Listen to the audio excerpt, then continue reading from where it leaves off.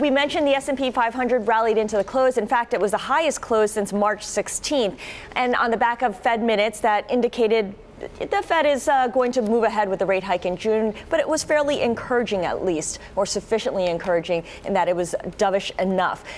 What I wanted to ask you, though, is that when you look at the 10-year yield and it's holding above 3%, have we repriced equities, or is this still something that is in process, given that the shifting view of the economy keep making people question where exactly equities are expensive?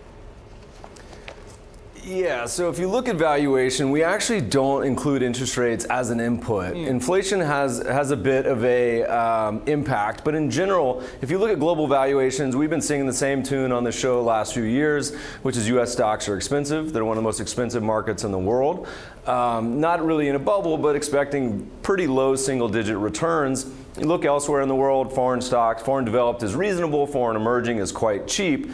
And one of the reasons you've had this massive performance disparity, 2009 all the way to 2015, U.S. stocks outperformed everything. But really you started to see an inflection point over the last few years where foreign markets have really started to outperform, particularly the cheapest markets who have had pretty monster years the last 2 years. Despite a little bit of the volatility of the past few weeks, you've seen the cheap stuff at one of the largest spreads, if not the largest spreads in valuation relative to the U.S. in history.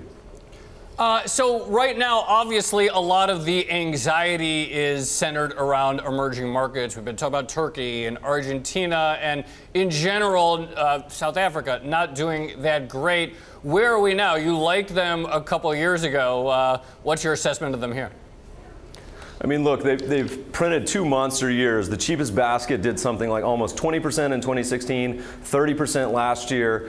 And this cheapest quartile, which is a lot of emerging markets, it still trades at a low teens PE ratio.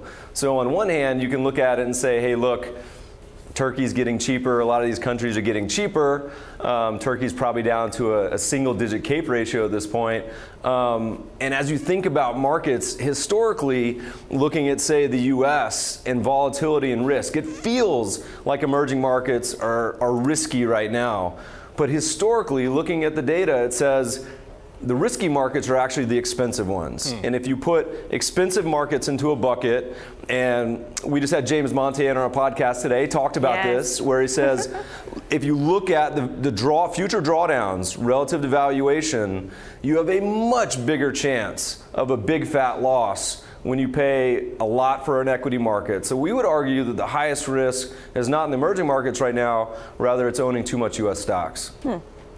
When we had you on last, you were talking about timing and the importance of timing, and that missing the 200 best days between 28 and 2010 had a dramatic impact on your annual return. So in light of the fact that you're saying actually beware of the risk, particularly in US equities, and the importance of timing this right, what's the message here for investors? You know, so we look at things in two camps. There's the value side of the equation and the trend. And the value side is unquestionably, we think U.S. stocks are expensive. You cannot find a valuation metric that says U.S. stocks are cheap. The trend following side isn't quite flashing the red light yet. We've started to see some jiggles. I mean, we just finished the longest streak in history of up months in a row in the U.S. stock market, but it hasn't entered into a full-blown downtrend yet. And who knows when that'll happen, if it's this year, if it happens, I mean, we're in year 10 bull market right now. If it could happen next year or 5 years from now, we don't know. But valuation is certainly flashing, the yellow flashing light. Trend will be kind of the final signal to say, look, U.S. stocks, not a good bet right now. And Mebane, a couple of weeks ago, we were all focused on that 200-day moving average, above it, below it. What are the trend signals that you would like to see, either to say, okay, we've resumed a solid uptrend, or yes, we're in a downtrend? What are your favorite indicators there? You know, the indicator really doesn't matter which one you pick. 200-day is popular. We talk about the 10-month moving average.